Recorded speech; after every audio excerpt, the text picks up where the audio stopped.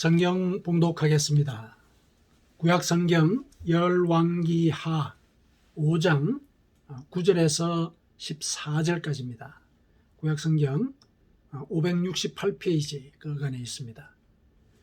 열왕기하 5장 9절에서 14절까지 같이 봉독하겠습니다. 나아만이 이에 말들과 병거들을 거느리고 이르러 엘리사의 집 문에 서니 엘리사가 사자를 그에게 보내 이르되 너는 가서 요단강에 몸을 7번 씻으라 내 살이 회복되어 깨끗하리라 하는지라. 나아만이 노하여 물러가며 이르되 내 생각에는 그가 내게로 나아와서 그의 하나님 여호와의 이름을 부르고 그의 손을 그 부위 위에 흔들어 나병을 고칠까 하였도다. 다메섹강 아바나와 바르발은 이스라엘 모든 강물보다 낫지 아니하냐. 내가 거기서 몸을 씻으면 깨끗하게 되지 아니하랴 하고 몸을 돌려 분노하여 떠나니 그의 종들이 나와서 말하여 이르되 내 아버지여 선지자가 당신에게 큰 일을 행하라 말하였다면 행하지 아니하였으리까.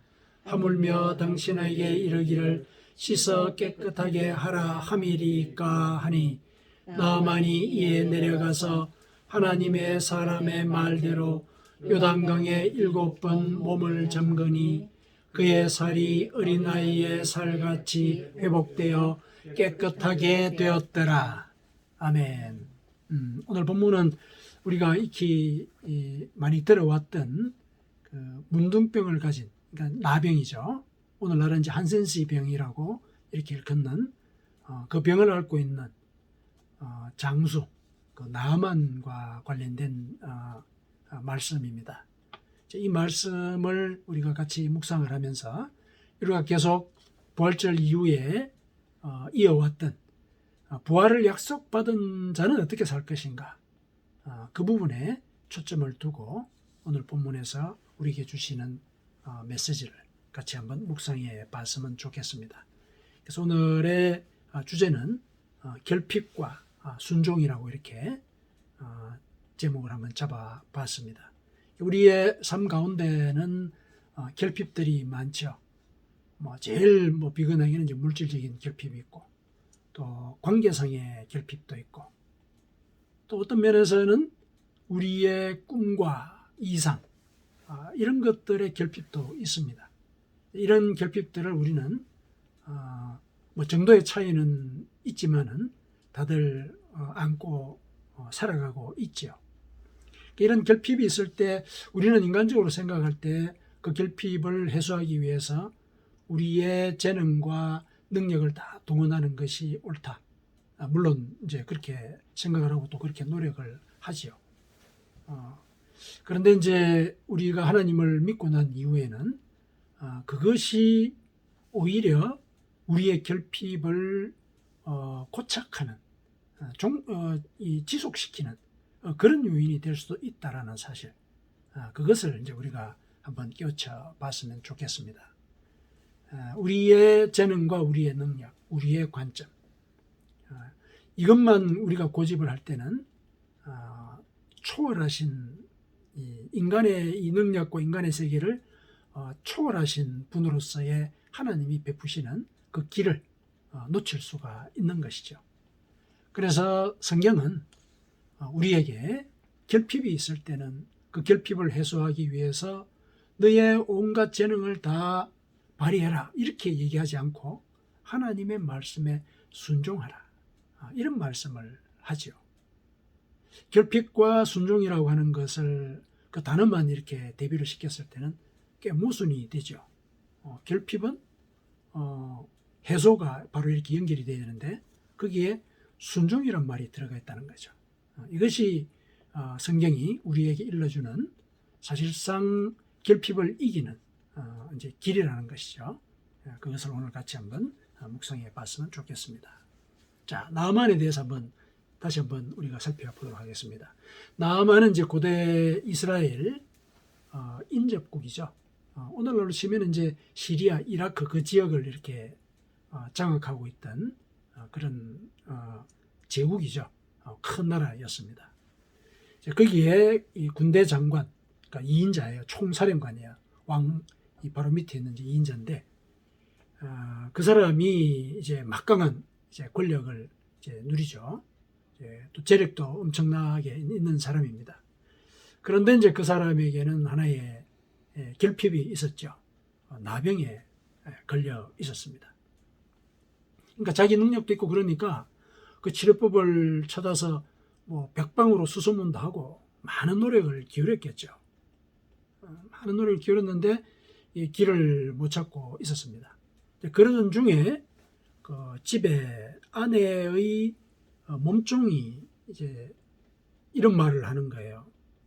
우리 주인이, 그러니까 이제 나아만이, 우리 주인이 내가 있었던 그 고향 땅 사마리아에 가서 엘리사라고 하는 그 선지자에게 갔으면 좋겠습니다.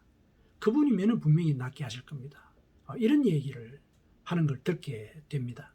이 소녀는 이제 이스라엘에서 포로로 잡혀와가지고 이 집에서 이제 몸종으로 일을 하고 있는 그런 아이였거든요. 이제 그런 얘기를 이제 듣고서 이 나아만이 그러면 내가 거기로 가보겠다. 가겠다고 이제 하는 중에 이제 선물을 많이 쌉니다. 돈, 그리고 옷. 그 당시에는 옷이 참 귀했다고 그러죠. 좋은 옷들을 갖다가 이렇게 챙기고. 그리고 이제 거기에 더해서 이제 왕의 편지까지도 같이 이제 챙깁니다. 왕은 또 자기의 바로 밑에 있는 수하의 신복이니까 이제 이스라엘 왕에게 이제 편지를 써주는 거죠. 이렇게 나의 이 신복이 병을 잘 치료하도록 돌봐줘라. 이런 취지의 이제 편지를 보낸 것이죠. 이것을 이제 들고 이제 나아만이 그 이스라엘 왕이었던 여호람에게 이제 갑니다.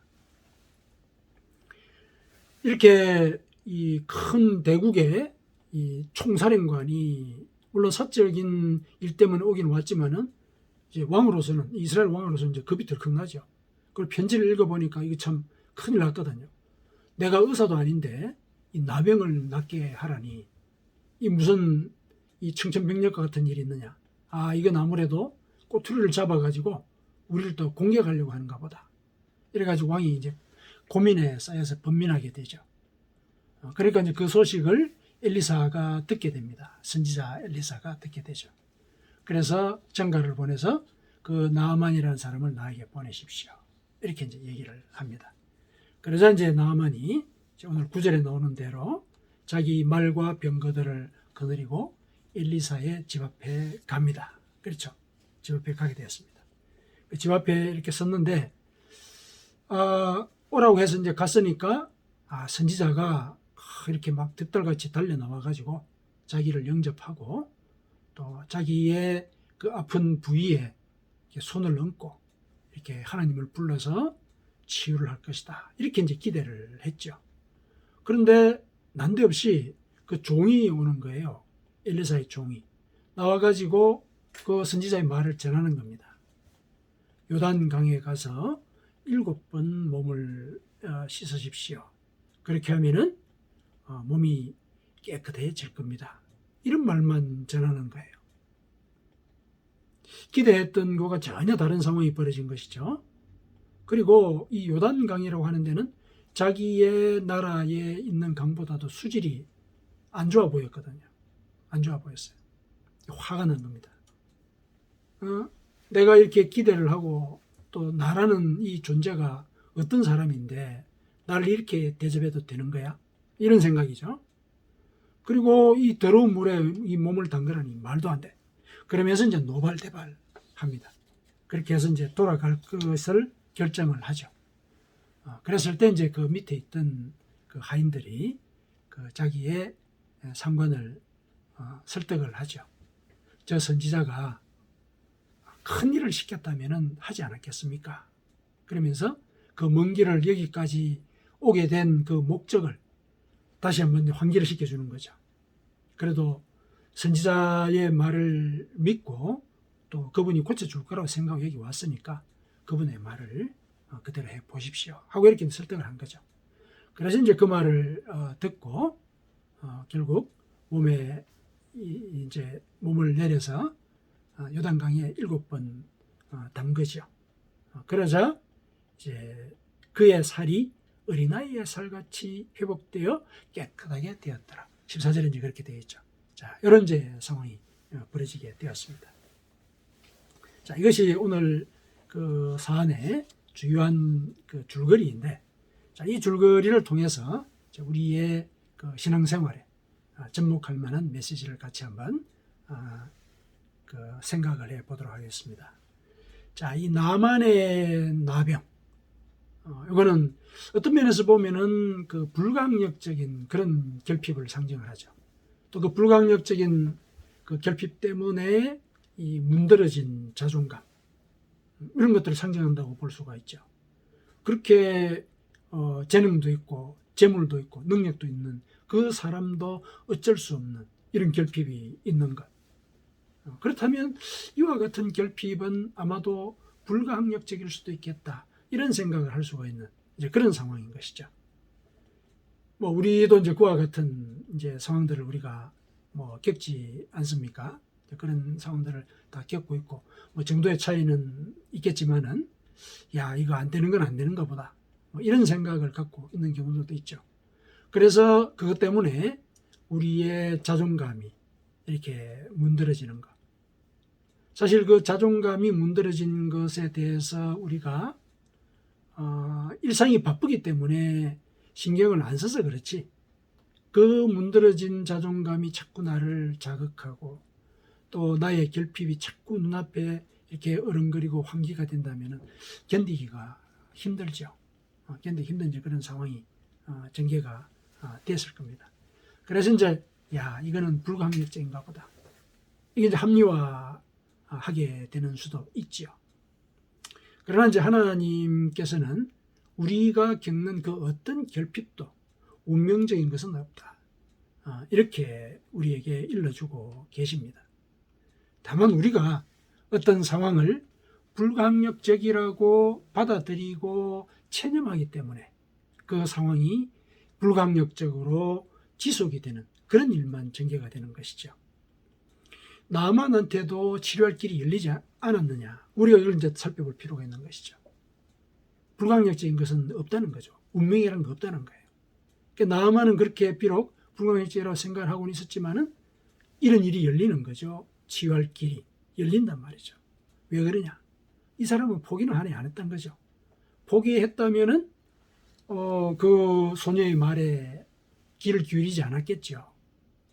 그리고 한편으로 보면은 자기 집에 있는 그 몸종이 하는 얘기니까 그 신빙성을 안 둬도 누가 뭐라 하지 않는 그런 상황이죠. 그 무시할 수 있는 그런 상황이었단 말이죠. 그러나 이 나아만은 그렇게 하지 않았죠. 그 소녀의 말을 들은 것이죠. 어떻게 그럴 수가 있을까? 그게 이제 하나님이 우리 인간을 인도하시는 그런 섭리, 그걸 우리가 이제 읽어낼 수가 있는데, 그거는 신비의 영역인 것이죠.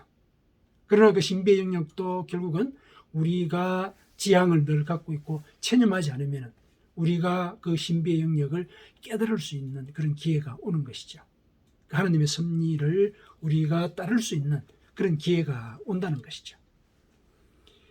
나만은 이제 사실은 자기가 낳고자 하는 그 결핍을 실은 불가항력적이라고 생각할 수밖에 없는 상황임에도 불구하고, 그럼에도 불구하고 불가항력적으로 받아들이지 않는, 체념하지 않는 그런 생각들을 갖고 있어서 그런 기회를 얻게 된 것이죠. 그런 상황을 우리 상황에 접목을 해보면은 우리도 실은 이 결핍, 이걸 해소할 기회를 우리는 얻게 되었습니다. 크게 영적으로 우리가 한번 생각을 해보죠. 영적으로 우리는 하나님을 몰랐다면 죽음의 그 길을 당연한 것인 양 걸어갔을 것이죠. 그런데 우리가 하나님 앞에 와서 하나님을 믿게 되었습니다. 이 하나님의 섭리죠. 왜 내가 이 자리에 앉아 있는지 내가 그걸 이해할 수가 없어요. 처음에 우리가 들었던 그 복음, 그게 사실은 나만에게 들려줬던 여종의 그 이야기처럼 미약하고 현실 적응력이 없고 적용력이 없고 아주 근거가 부족한 그런 얘기였을 수 있죠. 처음에 우리가 복음을 들었을 때, 영혼의 구원을 얘기를 했을 때 우리가 현세에 집중된 그런 생각을 갖고 살았는데 영혼의 문제를 얘기하니까 그냥 나약한 얘기로 들릴 수 있는 것이죠. 현실에 적용할 수 없는 그런 얘기라고 들을 수 있죠. 그런데 그걸 우리가 받아들이지 않았습니까? 그래서 우리가 하나님을 믿게 됐지요. 우리는 우리 영혼에 대해서 관심을 가지고 있는 존재인 거예요. 영혼에 대해서 관심을 갖고 영의 귀를 열어뒀기 때문에 그 복음이 정말 말 그대로 기쁜 소식으로 영혼에 들려지게 된 것이죠. 그렇게 해서 우리가 이 자리에 오게 된 것이거든요. 우리는 영에 대해서 체념하고 지낸 그런 존재가 아닌 것이죠. 그래서 나만처럼 우리가 이제 신앙을 또 갖기 위해서 열심히 이제 노력을 하게 되죠. 또 그 가운데 내가 또 일상적으로 겪고 있는 결핍 하나님께서 해소해 줄 것이다. 이것도 이제 복음 중의 내용이니까 그 말도 믿고 또 열심히 기도하고 또 다른대로 내 습관을 고치려고도 노력하고 또 성의를 다해서 가난한 자를 돕기 위해서 또 나의 시간과 재물을 쓰기도 하고 이런 일들을 하게 되죠. 우리의 성의를 다하는 것이죠. 나의 이 결핍을 하나님께서 해결해 줄 것이다.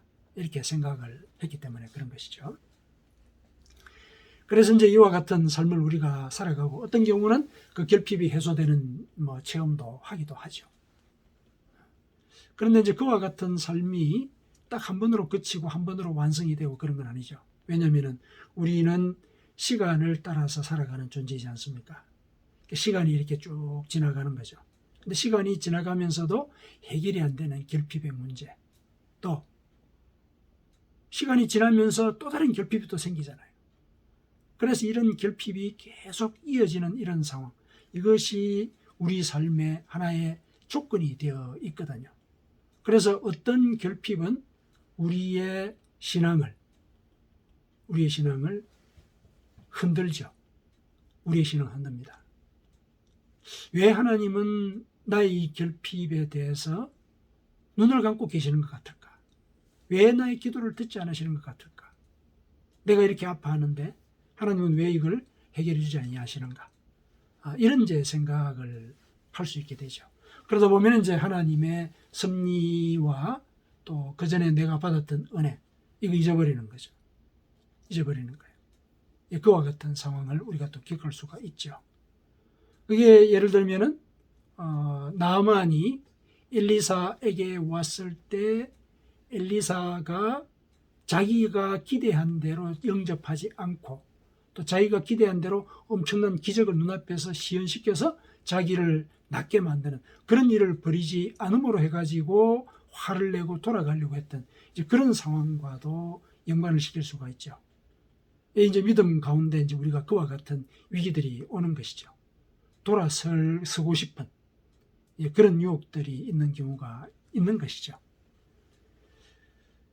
나만의 그런 행동에서 우리가 이 하나님 앞에서 우리의 결핍이 왜 빨리 해소되지 않는가라는 것에 대한 그 이유와 그 원인을 우리가 추측을 해낼 수가 있습니다. 나만이 사실은 돌아서려고 했던 것은 자기 기대대로 일이 이루어지지 않았기 때문에 그런 것이었죠. 그렇죠.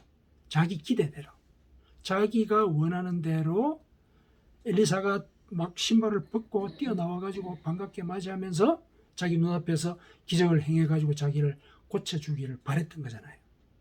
근데 거기에 화가 난 거죠. 그러지 않았기 때문에. 우리도 하나님 앞에서 결핍을 호소하고 해소해 주실 것을 기도를 할 때 그게 우리 기대대로 이루어지기를 하나님께 바라기 때문에 그런 일이 벌어지는 것이죠. 우리 기대대로. 우리가 기대한다는 것은 뭡니까?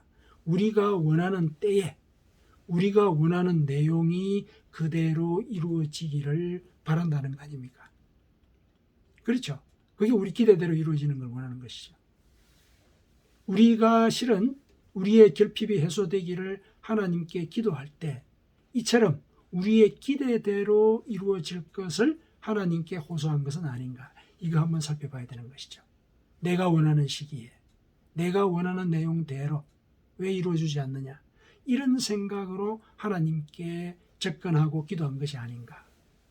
이거 우리가 고민을 해봐야 된다는 얘기죠. 사실은 그 결핍을 이루어 주실 분이 하나님이시잖아요. 하나님께 간구한단 말이죠. 그러면은 하나님의 방식과 하나님의 뜻에 따라서 그 결핍이 이루어질 것을 우리는 기다리고, 또 하나님이 뭘 원하시는지, 그 일을 이루기 위해서, 그 결핍을 우리가 해소하는 그런 상태로 가기 위해서 하나님이 뭘 원하시는지, 그걸 우리가 찾아야 되거든요. 그런데 우리는 그 결핍이 내가 원하는 때에, 내가 원하는 방식으로, 내가 원하는 내용 그대로 이루어지지 않는 것에 대해서 화를 내는 거죠. 그건 이제 나아만이 오늘 일러주는 것이죠. 나아만이 우리에게 일러주는 내용이 그것입니다. 결핍,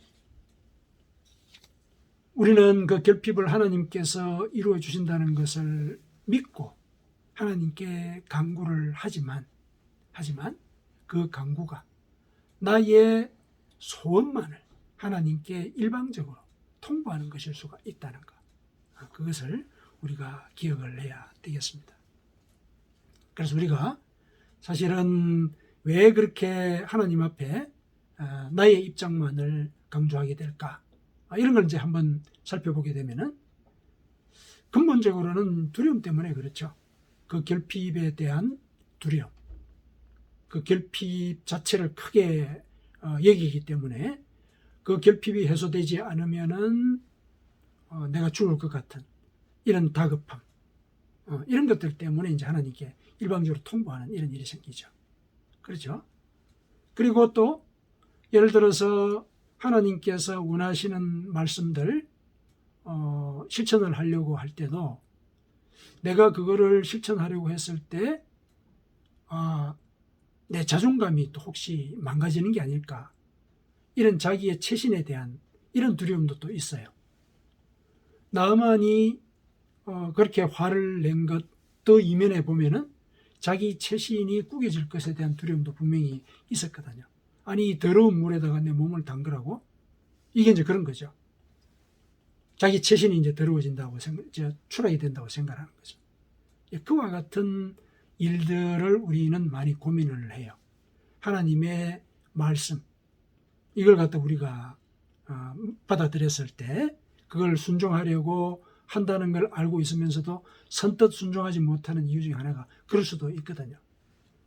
왜 그러냐면은 이제 이 결핍의 상황을 이겨내기 위해서 하나님께서 제시하는 그 방식이 우리의 논리와는 다르거든요.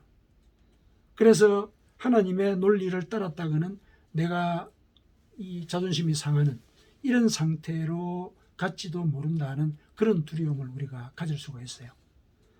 예를 들면 하나님의 방식이 어떤 거냐면은 이런 거죠.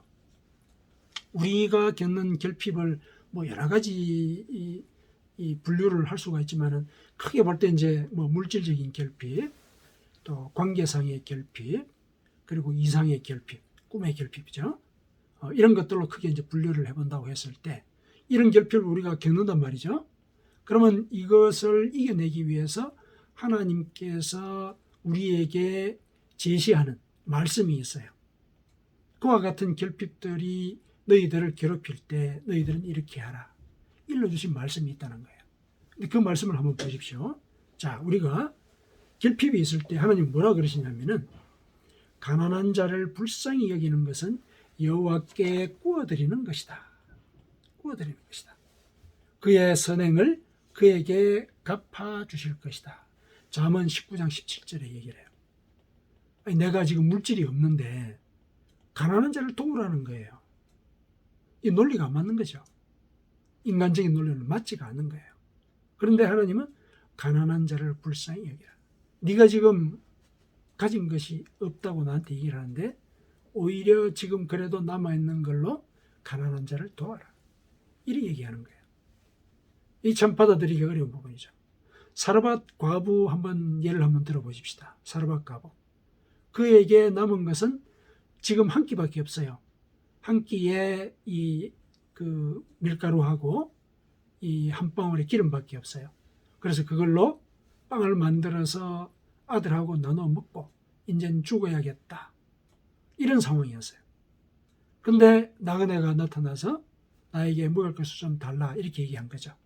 이건 이제 그 선지자 엘리야가 와서 이제 그렇게 얘기를 한 거거든요. 그랬을 때 이 과부가 어떻게 했습니까? 그걸로 빵을 만들어서 그 나그네를 대접을 했죠. 대접을 했습니다. 그랬더니 무슨 일이 벌어졌습니까? 가뭄이 끝날 때까지 그 나라에 3년 6개월 동안 비가 안 내려가서 가뭄이 극심했거든요. 그 3년 6개월 동안 굶어 죽지 않았습니다. 계속 밀가루가 나오고 기름이 계속 있었던 것이죠. 복음이 요구하는 게 이제 그런 거라는 얘기죠. 너가 가난하다. 그러면은 그 가난을 채워주는 길이 여기 있다. 네 걸로 다른 가난한 자를 도와라. 이렇게 얘기를 하는 거죠. 인간의 논리로는 이해가 안 되는 그런 말씀을 우리에게 얘기를 하시는 것이죠. 그 다음에 관계상의 결핍에 대해서 우리 괴롭지 않습니까? 이 집안에서도 관계상의 결핍이 있고 직장에서도 관계상의 결핍이 있죠. 나를 괴롭히는 사람이 있단 말이죠. 괴롭히는 사람이 있어요.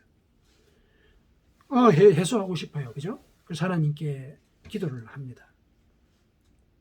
예수님께서 이렇게 그 상황에 대해서 말씀을 하시죠.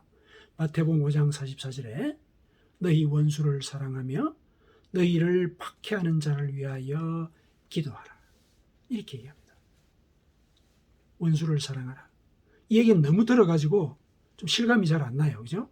너무 들어가지고. 근데 너희를 박해하는 자를 위해 기도하라. 이거 우리가 한번 생각해 볼 필요가 있죠. 나를 박해하는 사람의 안녕을 위해서 기도해라. 기도해라. 참 내키지가 않는 말이지 않습니까? 저주를 해도 내 속이 시원찮는데 그 사람의 안위와 안녕을 위해서 기도하라. 기도하라. 이렇게 얘기를 합니다. 내 원수가 줄이거든 먹이고 목마르거든 마시게 해라. 마시게 해라. 이렇게 요구를 하세요. 그리하면 네가 숯불을 그 머리에 쌓아놓게 될 것이다. 이렇게 얘기를 해요. 로마서 12장 20절에 숯불을 머리에 인다는 게 뭡니까? 머리가 뜨겁게 된다는 얘기죠.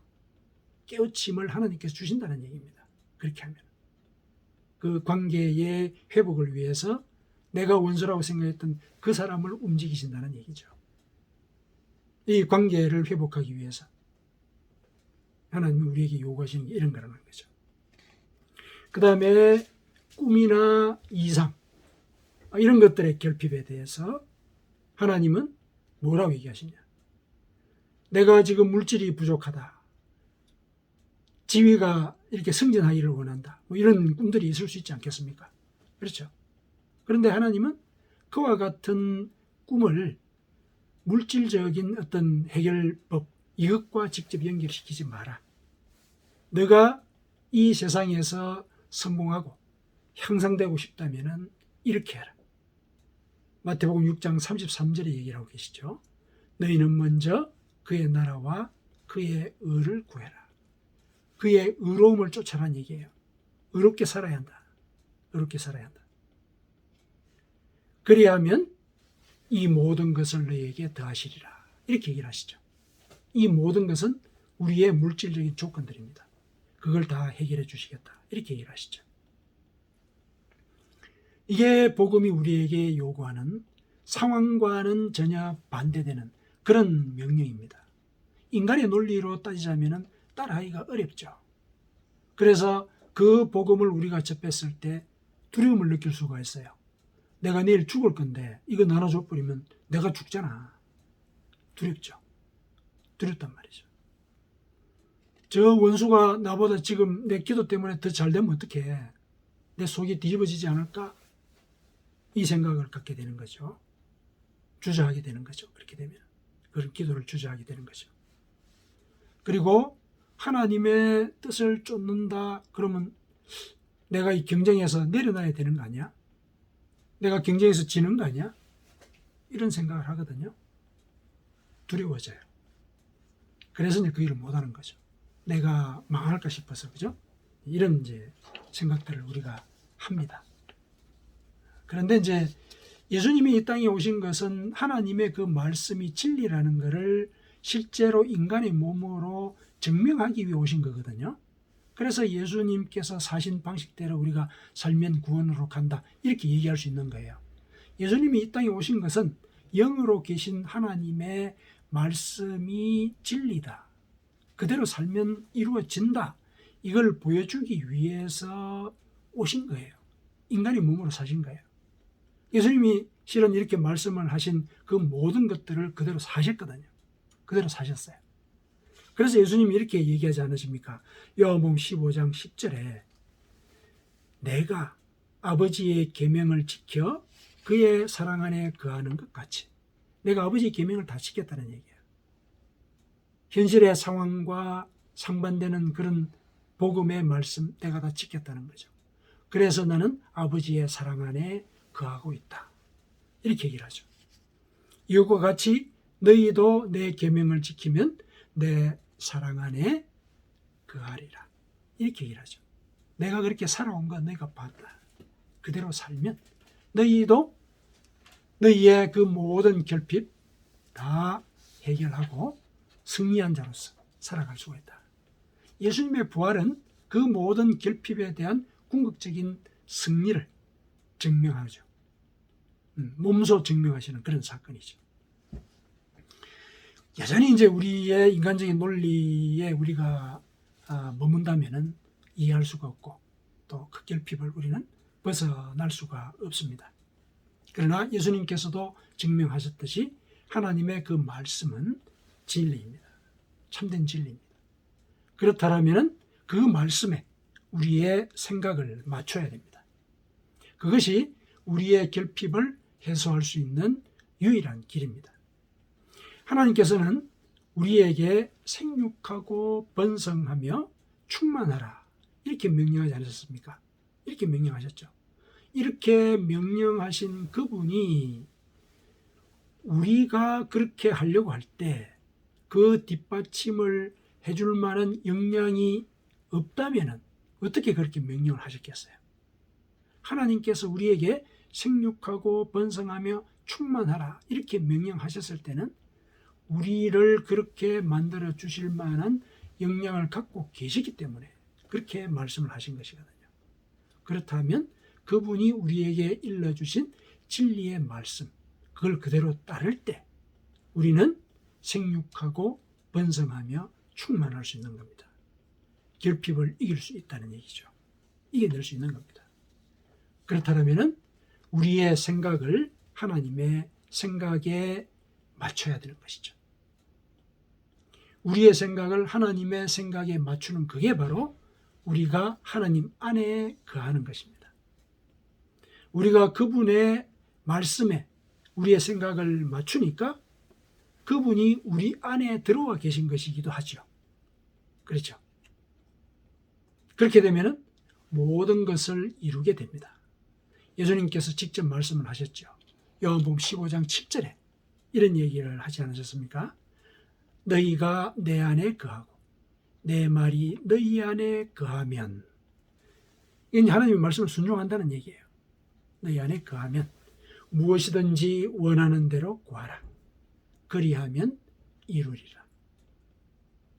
결핍은 불가항력적인 것이 아니라는 얘기죠. 운명적인 것이 아니라는 얘기입니다.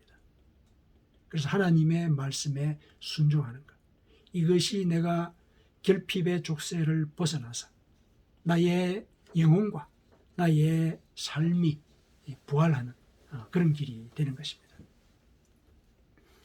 사랑하는 성도 여러분, 하나님의 말씀을 따르는 것을 두려워하지 마십시오. 그분은 우리를 물속에 빠뜨려서 치욕을 당하도록 방치하는 분이 아닙니다. 그분이 우리를 사랑하신다는 사실, 이것을 믿으십시오. 우리는 그분 앞에 어린아이와 같은 존재가 되어야 합니다. 그분의 말씀을 전적으로 믿어야 된다는 얘기죠. 나아만이 물에 들어가서 온몸을 잠근 거죠. 상징적으로는 그 말씀을 그대로 온몸으로 지켰다는 얘기죠. 그랬더니 어떻게 됐습니까? 어린아이와 같이 살이 회복이 되었다, 이렇게 나오지 않습니까? 이건 뭐냐면은 어린아이와 같은 신앙을 가져야 한다. 이 얘기를 일러주는 겁니다. 부모의 말을 어린아이가 전적으로 신뢰하고 믿듯이 우리는 하나님의 말씀의 물속에 온몸을 잠가야 되죠. 어린아이처럼. 그러면은 부모가 아이를 사랑하듯이 하나님의 사랑이 우리의 삶을 이끌어 가실 겁니다. 그분의 말씀을 전적으로 따를 때 우리는 거듭나고 결핍을 해소하며 부활을 경험하게 되는 것입니다. 이것이 우리를 향한 하나님의 사랑의 뜻입니다. 아멘.